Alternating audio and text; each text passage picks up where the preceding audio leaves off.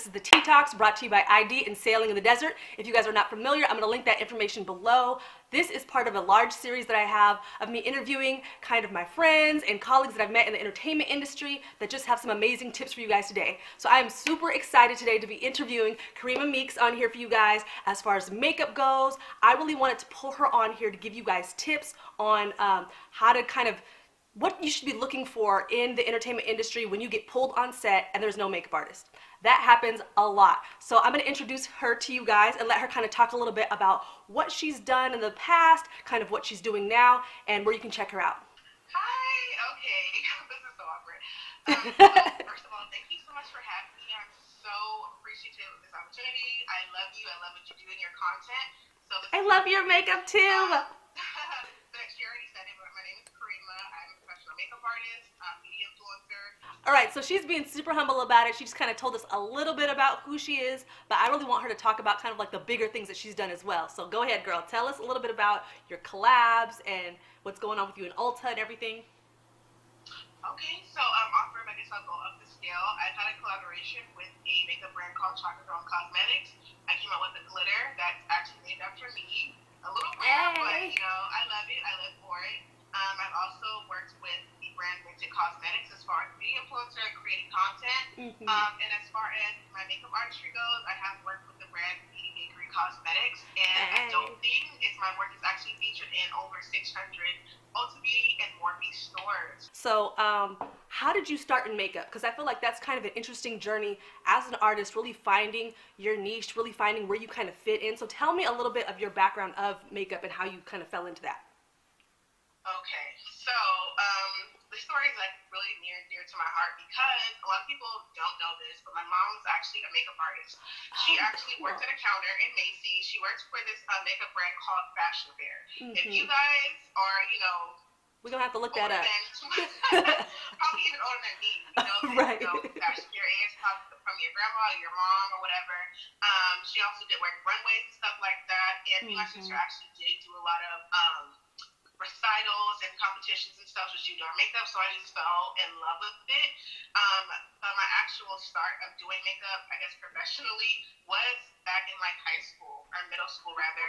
My sister went to like 3 different proms, and I did her makeup for each one. Oh, dang. And so that had a little bit of buzz behind it. People like, oh, you do makeup. So I started with prom makeup, but my real big start was just me believing in myself and putting myself out there for shoots with people. So I would do a lot of shoots with fellow photographers in the local area. And then one huge thing, I actually got to work with a couple of makeup brands, a huge makeup brand. One of them was a huge makeup brand. Are you allowed to tell us? It's like not this whole extensive story, but it's really close to my heart because my mom did pass away when I was 14. So that's one thing that I really, I guess, took from her, and it was just kind of natural for me to kind of gravitate towards that and start working towards that. So, yeah. I mean, that's dope because, I mean, even as a woman of color, like having that generation before you even be into makeup and be able to kind of give you tips, like that's a huge thing. I mean, even just now for our generation, we're starting to get a little bit more foundation shades, we're starting to get a little bit more makeup products, concealers and stuff like that. So for you to kind of have that history behind you is super dope. So that's what I think about a lot. It's actually really crazy, and it makes me proud, but it also makes me a little bit sad because it's just like, wow, like within these past 10 years, probably even less than that, is the only time we've really been at our peak as far as having shade ranges and having things that are accessible for women of color, especially people who are darker than me or you. You know what I'm saying? So it would just be, if my mom could see how far makeup has come from women of color, it blows my mind. I would so amazing if she could have seen that, but that's dope. Okay, so tell me a little bit about your makeup journey as far as you doing, like, going into school for makeup. Did you ever go to school for makeup? Is it something that you just kind of naturally worked on yourself, like just watching tutorials, or like what's your background as far as education for makeup? So a lot of people are shocked by this, but I never went to school for makeup. Oh, it's dang.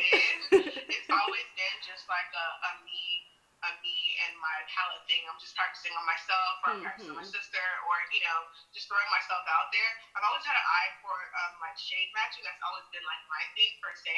I do not have that gifting. I do not have that. It's still hard for me sometimes. I'm not gonna lie. That's like That's the hardest. Yeah. That's the hardest thing. If you don't really know makeup, like I think it was like maybe 2 or 3 years ago, I probably spent an hour and a half at Target trying to find my foundation shade, and the poor girl that worked in Target, like in the makeup section, it was one of those bigger Targets that actually has like a designated person. They were with me for probably a good 45 minutes, and we could not find my shade. Like, it was a hot mess. I ended up leaving being so sad because I was like, girls, that's funny. I used to be one of the beauty advisors at Target. oh really? That's so funny. Only certain Targets have them. It's not all Targets, so it's not all Targets. No, it's a lot, especially Target's lighting. It's nice, but it's not natural lighting, and that's what the hard thing is. A lot of times with these retail stores like Sephora or Ulta, the lighting is not as That's probably why I got all screwed up.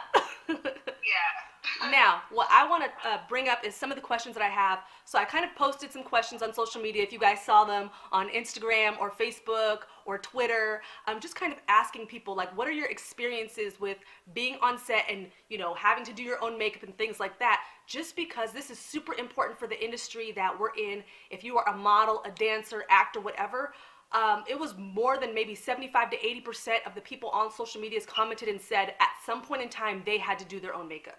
So this was a huge thing for me personally because I was never the makeup girl. I never really wore makeup in high school. I would maybe try to do some mascara and I had a bajillion tubes of Victoria's Secret lip gloss.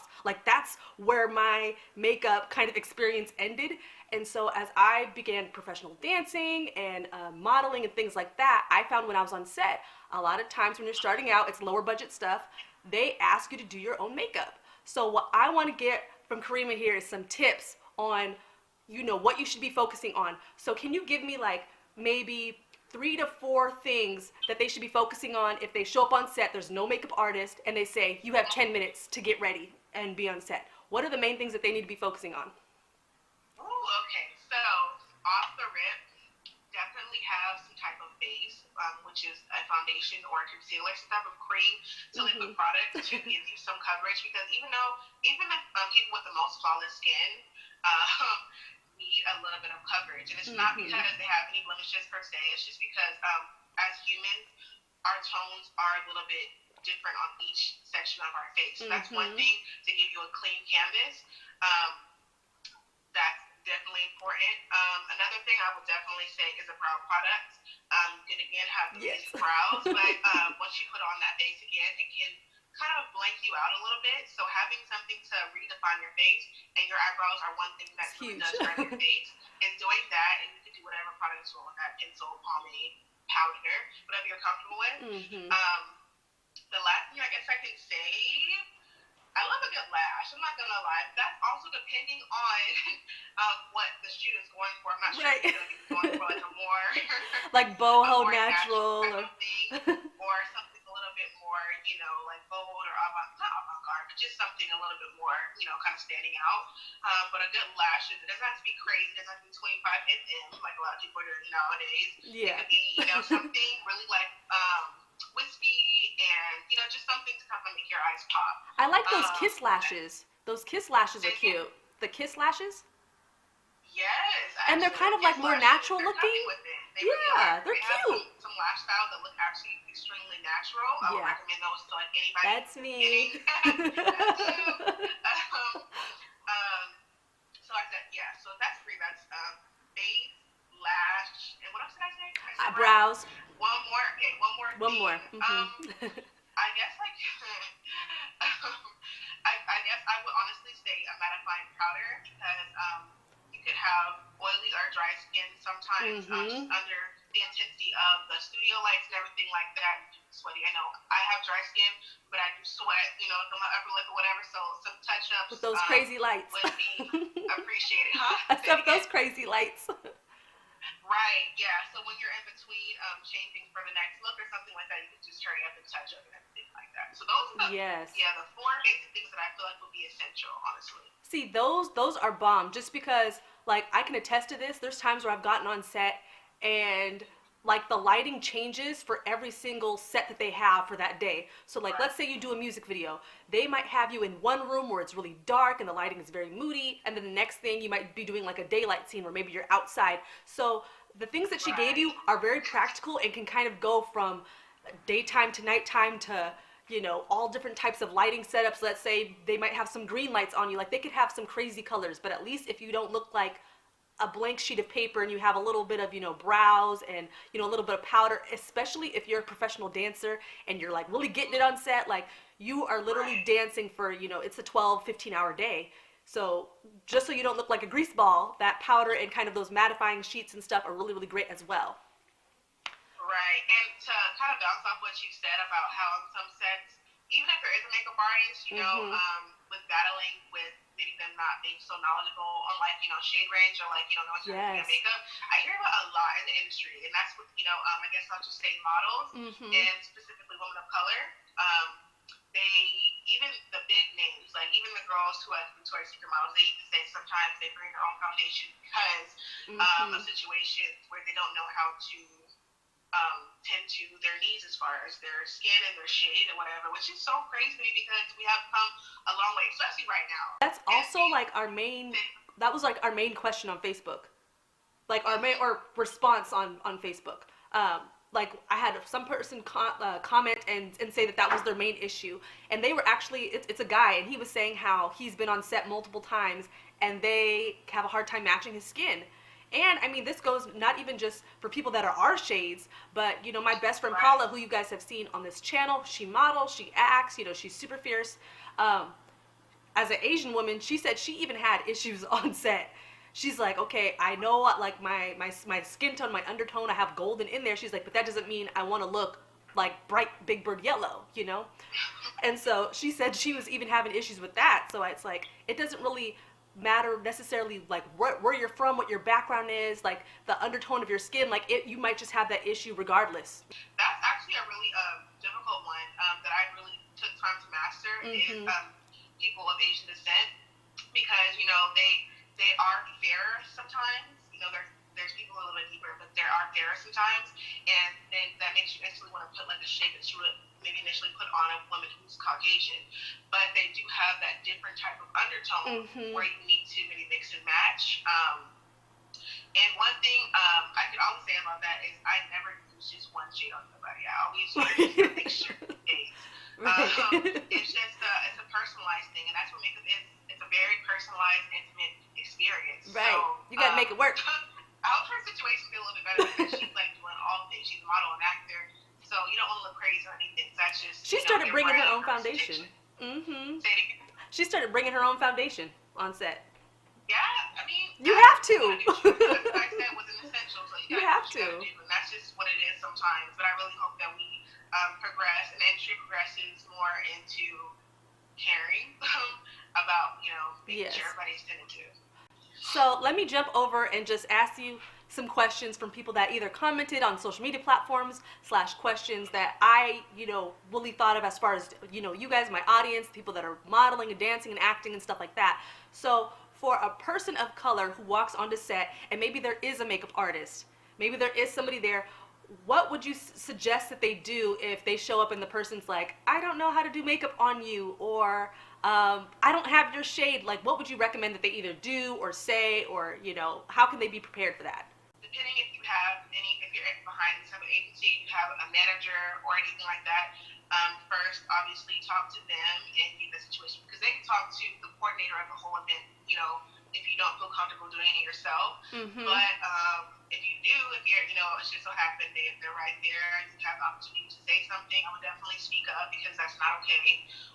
Secondly, I would go back to the whole essentials thing. That's why you need to have your own essentials of things that you're comfortable with, that you've matched for yourself, or you've had another professional that knows what they're doing with the shade thing.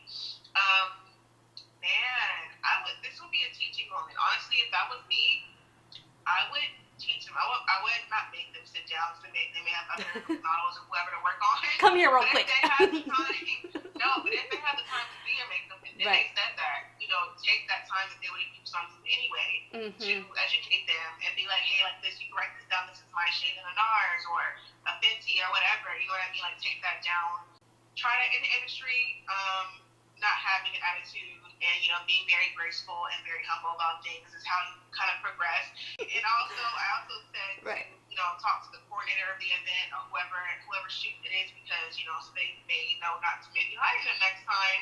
Okay, so based off that, and just, I want to tell you guys an experience that I had, because like I just, mentioned previously, I am not a makeup person, which is why I was taking a class with her this past week, so I'm going to link her info below if you guys want to take that class.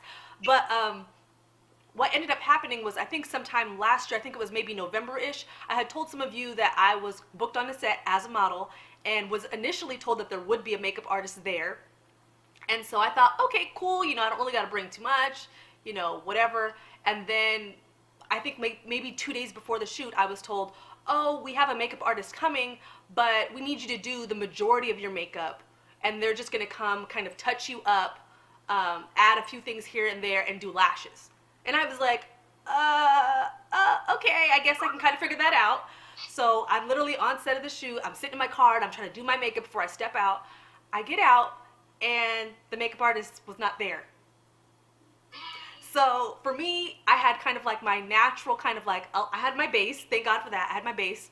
And, I had done some light kind of like, blush and a little bit of eyeshadow, and I was expecting the makeup artist to kind of help me with like liner and apply the lashes that I had brought, and all of a sudden there was nobody there. And nobody else there knew anything about makeup. It was like a bunch of guys on set with cameras and lighting equipment, and like maybe 2 girls. And it was just me and one other model. And if you guys have ever been on set, with other models, sometimes they don't want to help each other out, whatever. So I'm sitting there and had to do a whole shoot day with no lashes. And I don't got a lot on my eye already. So that kind of brings me to our next question, which is, give me your 5 essential things that everybody should bring with them on set as far as makeup. As far as makeup? So 5 essential things. So 5 essential products. Okay, so especially if it's going to be an extensive shoot like that, a primer. A lot of people don't believe in primers, but I actually can say that, it's won me over. It's just you really need to know your skin and know what type of skin type you have, because, another maybe a beauty influencer recommended something, you're like, oh, I want to try that, but they have a completely different type of skin type than you. Yes. So whatever your skin needs are, like something that's hydrating, but still has a tackiness to it, or something that's more mattifying, primer. And then the next thing, again, I'm going to say a base, so a cream to liquid product.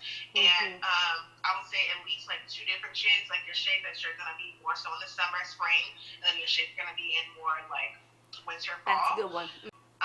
If you can afford to, I would say invest into a cream palette. I love cream palettes. Really? They come with an array of colors, and I know different companies like RCMA, they sell, different sets of like a skin tone. So you have your medium, your light, your dark, and within that, it's just like an array of colors that you can mix and match for whatever you need to use it as foundation. You can make it sheer it out with some tinted, some moisturizer, and make it like a tinted moisturizer if you don't need that much coverage. It could also be used as a concealer. Maybe even have some corrective shades in there if you have some areas that you feel maybe insecure about that need some correcting. Again, a powder, a translucent powder specifically, something that's not going to have me flashback. That's going to catch you off guard. That's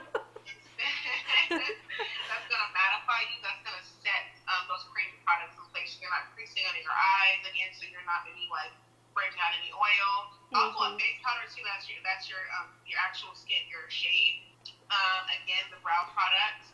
You need something that's going to not budge. So a lot of times on set they use, well, they do a trick. They can maybe like set your brows with some powder to make them stay a little bit more.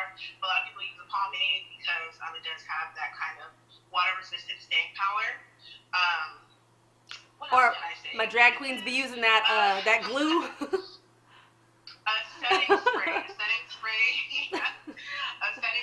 is essential because, like I said, if you have a different skin type, I have dry skin, so sometimes I do need to like a refresher. If I do too much powder, I need a refresher, something that's going to spritz. Not only refresh my skin but like set it. Is that 5 yet? I don't know. Yeah. I think we might be at either 5 or 6 because you said primer, base, or concealer, brows. Wait, I'm not sure. I think we might give us one more. Give us one more. Yeah. I guess I can say lashes again, but if no one knows how to really do it, like, but I mean mascara at the end of the day, even if you have a little bit of lashes, something's better than nothing, okay? And anything at this point. Because I have no lashes, so yeah, me either. Lash, but and then obviously just like a lip product, maybe a couple different shades that you like that you feel like looks good on your skin tone, or just whatever how to rock well and you feel confident in. It could be like a nude, a lip gloss, maybe a bold type of color. It's just something to give you variety. So if you switch a look or you switch a scene, you can kind of work with that. And honestly, I'm gonna say this too. A lot of times, certain brands are a little bit cheap, and they don't know how to budget, or they don't have the budget to really hire a professional like this should. So right. I was not prepared at all. In the instance of my particular shoot, they actually had like a decent, like reasonable budget. And I mean, we all had to drive out. Like, it took me probably like 2.5 hours to get there. The other model, she lived like in OC. It took her forever and a day to get there. And the makeup artist just like didn't wake up. And they were like blowing her up like, hello, hello. So she had actually been paid. And like, they went all out. Like, they had breakfast for us. They had snacks. They were getting lunch for us. Like, they actually did what, you wish most sets would do when they book you for things. Right. And she just didn't follow through. So it was a struggle. But give me, let me see. Give me, off the top of your head, your top 3 favorite drugstore brands and your top 3 favorite high-end brands. Ooh, okay. So I love this. So if anybody follows me, they know that I am a ride or die. My motto really is, it's not the quantity and quality. What do I say? I love drugstore. Okay, period. I love drugstore. I love high-end too, but I love drugstore. I love teaching with things that can have quality behind it, but it's not so expensive. Yes. That's a huge thing for me, and brands that I can say that uphold to that is definitely, let me go down the list. I will say, I love CoverGirl. CoverGirl is actually pretty good. They came out with an array of different products that have actually been some of my staples. Who else can I say? I love Milani Cosmetics. Milani, hands down. If you are looking for a bomb gloss, their shade ranges have improved as well as far as foundation goes. Their blush powders, everything. Like, even some of their eyeshadows just really amazing. I love them as well. Who else can I say? You said 3, so that's 1, 2. 1, 2. Oh, there we go. I can see you. There we go. I have her on Zoom right now. That was me. Dang, it's on the tip of my tongue. Oh, I love Black Radiant Beauty. Yes. Oh my gosh. A Black-owned drugstore brand, and they're amazing. Like, honestly, they came out with a lot of staple products. Dang, can I have more? Contour palettes too from them. Everybody gets too confused. Black Opal as well. Black Opal is when I really starting out, was one of my staple products I use. Their foundation sticks are amazing. And hasn't Black Opal been around for a long time? Especially, say it again? Haven't they been around for a long time, Black Opal? They've been around for a pretty long time. That's what I thought. I was like... Yeah. So, there's that. And then as far as high-end, yes. I love. I love NARS. Fenty Beauty, of course, offer it. Like, duh. She killed that. She killed it. She killed it. Then I really, really find myself trying, why? Anastasia, that should have been number 1. I love Anastasia Beverly Hills. Her, if you are looking to invest into eyeshadow, the palettes are absolutely phenomenal. I just bought the Jackie one. I hope you like it. Try that. I'm so excited. That's my staple right now. But, just all across the board amazing products, from skin to eyeshadow to brow products, period. She killed it. That's it. Okay, so I just want to tell you, I love the fact that you brought up Milani on the drugstore end, because let me just tell you, for years, and I mean years, while I was looking for drugstore foundation, I could never find one that matched my particular skin tone. Because a lot of the stuff at the drugstore was either like too pink, too red, or when they did come out with ones that had golden undertones, they were really, really yellow. And I'm more of like a neutral with like slight golden undertones.